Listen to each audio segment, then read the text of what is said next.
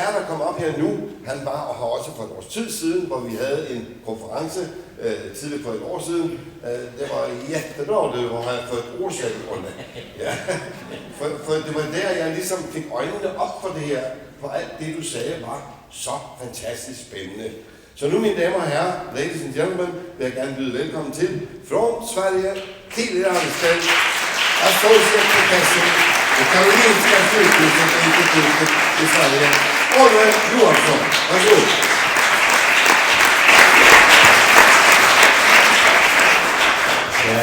I hope this is on now, so you can hear me. And I will talk a little bit about adverse health effects of artificial electromagnetic fields, such as from cell phones and Wi-Fi routers. I will begin with this. Tom Butler, who is a professor, recently said, children are at growing risk of present and future ill health from wireless technology due to weak governance, captured government departments and agencies, corrupt institutions, a compliant press, and unethical or ignorant academics. But why then the Danish flag? Well, I think by allowing us inside of Christiansborg and having this meeting, the Danish parliament has clearly shown they are not part of that citation. They are definitely taking a lead here in Denmark and pursuing science and development into what I coined many years ago, tomorrow's green, human and environmental friendly technology. And that might be something completely different. Recently, the US Senator Richard Blumenthal concluded and pointed firmly to that the wireless carriers concede they are not aware of any independent scientific studies on safety of 5G. Are you? This is extremely important. They sell things to you that they don't have a toss, not a clue about if it's safe or not. But they claim it is. And taking into account what you will soon see, current and earlier research, the question on here is actually the opposite. There isn't any safety, not at all. I'm surprised, to be honest, that the people in charge in our countries play with our future like this. After all, we are talking about toys. These are not life necessities. Life necessities is clean water, food you can eat without risk, air you can breathe without risk, love, compassion, and understanding. Not electronic. So, from the current vast scientific literature, it's obvious we must proceed with caution before immersing the citizens in more and more artificial electromagnetic fields. We may, as a matter of fact, already be gravely endangering our current as well as coming generations. To not act today may prove a disaster tomorrow, and such lack of action may again result in the classical, actually here in Denmark, form quotation, late lessons from early warnings, or even too late lessons from early warnings. You have already heard the history and you know it. People often are not at all aware of that the World Health Organization has cancer classified both power frequency magnetic fields as well as all types of radio frequency fields. And that's very interesting because if you,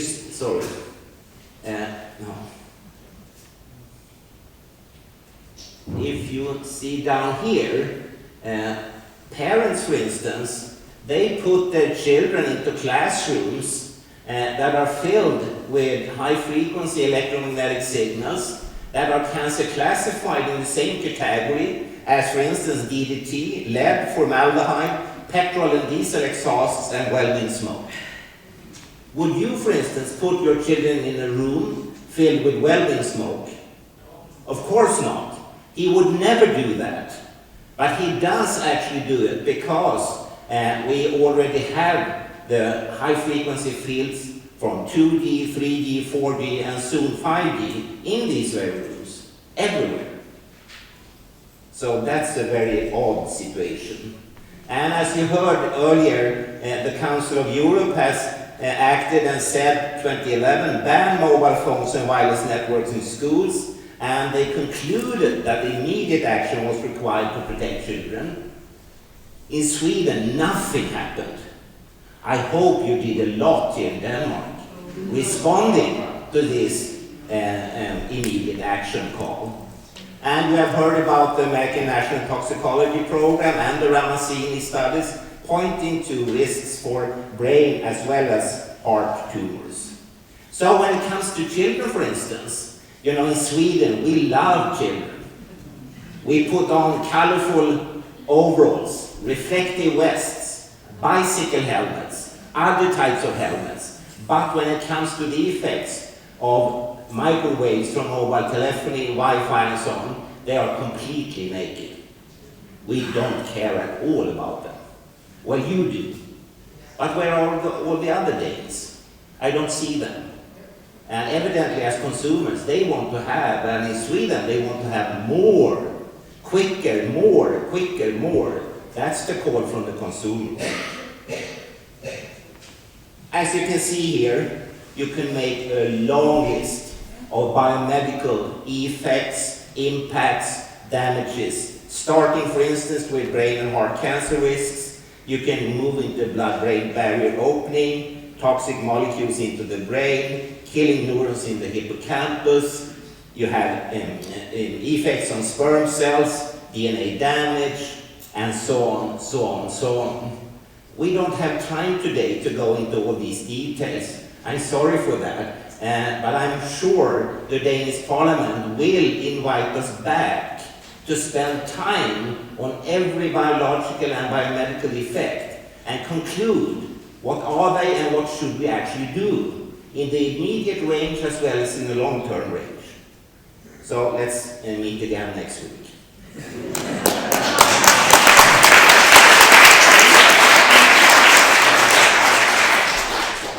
I'm not kidding. You should ask your representatives here, what do they actually mean by today's meeting? Where are we going? We don't have time for any lunch or dinner or anything. We need to sit down and start talking. That's what we need to do. And just to prove to you that I'm not sort of inventing the results, I will quickly just show the first page of peer-review-based scientific journal articles showing, for instance, a decrease in semen quality, exposure of pregnant women resulting in stressed fetuses as well as newly born babies' heart rate. Is that what you want for your children? If I ask you, for instance, do you want to have a newly born baby in your arms that has a stressed heart because of your cell phone? No, of course not. We could stop here and say just, no thank you. And nothing would change. You know, nothing would change. Society would still continue. You would have your lille, you would have your smørrebrød, all of that still. And you would have non-stressed newly born babies. And you have problems in problem solving in boys, in students as well. You have genotoxic DNA effects. You have all heard about that. If you just look down to the right-hand corner, you have the ICNIRP/WHO guideline value of 2 watts per kilogram. Please remember that. That's the SAR level for near-field exposure, 2 watts per kilogram. Keep it in your head. You have here something that keeps me awake a lot, actually every night, and that's effects on bacteria when they were exposed to 900 megahertz GSM mobile phone radiation or 2.4 gigahertz radio frequency radiation from Wi-Fi routers. They became something that annoys and worries the G20 countries a lot, namely antibiotic resistant. Do you want to have antibiotic resistance because of your cell phone? No, of course not. I mean, just this single paper gets me awake every night. What's going on? While we are talking here, what's happening? And you know, if we count the cells in your body, 1, 2, 3, 4, then it turns out that more than 90% of the cells are bacteria. The rest are the somatic cells that you call me. I said 2 watts per kilogram. The interesting thing is that scientists for many, many years have shown in their papers effects below, very much below, or extremely much below the 2 watts per kilogram. And the sort of top winner today is 100,000 times below the Danish guidelines. So if you thought that the ICNIRP guidelines was some kind of a safety guideline for you, forget it, it's not. It's just nothing. So you need to start thinking about what do you want to have. And if we talk about safety, we must live with the realization that science has demonstrated that acute or chronic exposure well below current official guidelines to wireless radiation could be harmful. Children are more vulnerable to environmental exposures than adults, and they depend on us to protect them, and the effects will be more devastating for society. Federal human exposure guidelines are decades out of date and are only concerned with one single 6 or 10 minute acute thermal exposure. Real events occur up to 100,000 times below these guidelines during constant 24/7 exposure load. You know, I showed you the scientific articles a few seconds. It would probably be more meaningful to spend 10 minutes on each. And if we should, just looking at what EMF Portal in Germany has collected, if we have 10 minutes per study that is published, and we work around the clock, we would have to talk for 26 weeks. The science is not weak. It's overwhelming. The weakness is the reaction from the society. How can they just look away? If someone says around the clock for 26 weeks that Copenhagen is the capital of Denmark, shouldn't we believe them? Already after a day, it would be tiring, you know. Please stop. I heard that, you know, after 26 weeks. And we are still not through all the papers because there are many more than that. To me, this is extremely surprising, and it's also demeaning for me as a scientist. All my life I worked very hard, and most politicians and civil servants, not in Denmark, but in other countries, they don't give a toss about my contribution. No, they are different. And always remember about the guideline recommendations, and here we have the far field given as microwatts per square meter at 1,800 megahertz. In Denmark, you are supposed to withstand 9 million microwatts per square meter. You remember Einar in his excellent lecture, he talked about weak pulse signals. But you have to ask yourself, weak compared to what? And if we go for these pulse signals, it turns out that the natural background is between 0.0 to 0.0 microwatts per square meter. And if you divide the upper with the lower figure, the difference is 1 quintillion times. 10 up to the power 18. 1 and 18 zeros stronger than the natural background that most of you were born into, you are supposed to still withstand, which for me as a biomedical scientist is just sheer crazy. And therefore, already in 1997, before you were even born, you know, I said that we have to have a genuine hygienic safety limit, and I proposed the natural background. Then we could be safe until we have come up with truly safe techniques that you can use for communication. What are others doing about it, and what are others up to? Well, I coined 1983 that this is the largest full-scale experiment ever. What happens when we, 24 hours around the clock, wherever we are, allow ourselves and our children to be used as guinea pigs, whole body irradiated, and at colossal exposure levels for the rest of our lives. And people haven't responded.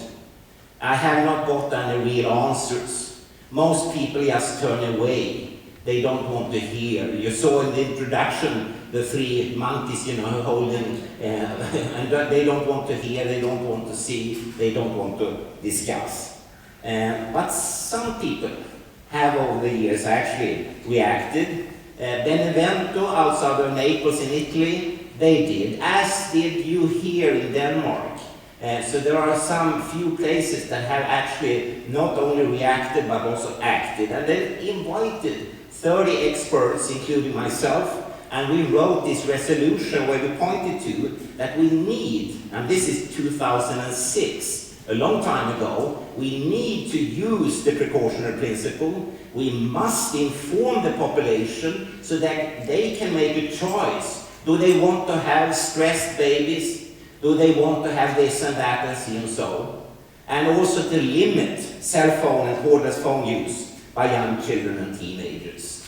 At that time, there were no wireless internet, so we didn't include that. But 3 years later on, we wrote a new resolution, the London resolution. We said again, use the precautionary principle, and now we said, we propose that children under 16 should use cell phones and cordless phones for emergency calls only. No Wi-Fi, WiMAX, or other forms of wireless networking are placed in homes, schools, or public areas. Do you know what they did in Sweden when we presented this? Nothing. I hope you did a lot more here. But there are actually precautionary principles, two types, and I will end my presentation today with these. In real life, countries are now coming up since 2009 and onwards. People in different countries have demanded change. And in countries like Nigeria, Solomon Islands, Uganda, Malaysia, Indonesia, and so on, they have started various forms of bans in schools, not allowing children to be exposed too much. And next week, when we meet again, we will talk about what too much means, actually. And some other countries have followed, Japan, Belgium, one state in the United States, Cyprus. But where are Denmark and Sweden? Why don't we care as much about our children as they do in places like Nigeria, Solomon Islands, and Uganda? We should. Things are on the move. Recently, this year, the Court of Florence ordered the immediate shutdown of wireless internet in the Botticelli Comprehensive Institute to protect the health of a minor and instead use hardwiring. The school pupils, they got the same in their computers. There was nothing different. The same images, the same text and so on, but it was hardwired instead. 2017, the United Educators Teachers Union of the San Francisco Unified School District passed a resolution regarding radio frequency, radiation, and cell phones, where they call for safer standards. I don't like that. It's a good move, but why not call for a safe standard? What is safer standard? Go for a safe standard. Children, we cannot lose them. If we all die here now today, it doesn't matter. But if all children do, that's another ballpark, you know. So go for safe standards. An Italian court has very recently ordered the government to launch a campaign in Italy to advise the public on health risks from mobile and cordless phones. Why not include all other types of radiation as well? There are good steps, but I want to see more. So, do not believe that mobile phones, iPads and Wi-Fi are safe. They are not. And as you soon will see, the major players in our society already know it. These gadgets and their electromagnetic fields interfere with normal brain function, learning and memory, fertility, cancer risks, and have been shown to shatter the DNA in cells. All of this can be found in peer-reviewed scientific journals, but until now has not been in the public domain. I mean, you are experts, all of you, but we need to educate everyone. I will just give you a short story. A few weeks ago, I went on the commuter train outside of Stockholm. In front of me was a young couple, a man and a woman. The woman had a belly, I would say 5-6 months pregnant. She was in her cell phone, smartphone, looking for a crib for the baby. And suddenly she stopped and said, that's good. No, wait. It doesn't look safe. And then the guy next to her, the father of the coming baby, he turned to her and said, well, honey, no one would sell an unsafe bed in Sweden or any other gadget whatsoever. And quickly, as an Egyptian cobra, I turned to them and said, do you know that your cell phone is cancer classified by the World Health Organization? What? Yes. They were shocked. And I said, as consumers, you are completely fooled. There are a lot of things sold to babies, children, parents, and so on that are very, very unsafe. You must realize that. So, finally, there is another precautionary principle, namely the powerful players in society. The World Health Organization, the Radiation Protection Authorities, we have already heard about them, the telecom operators, the telecom manufacturers, and all insurance and reinsurance companies have, for a long time ago, abandoned ship. If you believe that you are covered in your insurance, no, you are not. And you haven't been that for at least 16, 17 years. Because that's the time when they realized that, this is not good. We cannot take any form of responsibility for this. And as you know, insurance and reinsurance companies, they have what they call a blacklist. And on it, it's very short. They have things that you use every day. Health effects of electromagnetic fields, gene-modified organisms, and nanotechnology. They don't take any form of liability or responsibility for this. And I say that's more telling than any scientific publication I can come up with. They have decided that this is so dangerous, so they cannot take any responsibility. And at the meeting in London 2002, they came forward and said that for them there was no question at all, and this is 17 years ago, whether they were unsafe or not. They were very risky, these gadgets. And they didn't want to take the responsibility economically in the future to pay for the damages. So they actually left that to you, and so on, our parliaments, governments, and authorities. So that's the one who will pay for the party when it's over. So my final line would be, maybe the only correct answer to my question, what happens, and so on, is no more full-scale experimentation until they, all the major players, climb on board again to cover any form of future legal liability claim. If they do, then I will believe we are safe. Until then, I don't. Thank you very much. Olle Johansson.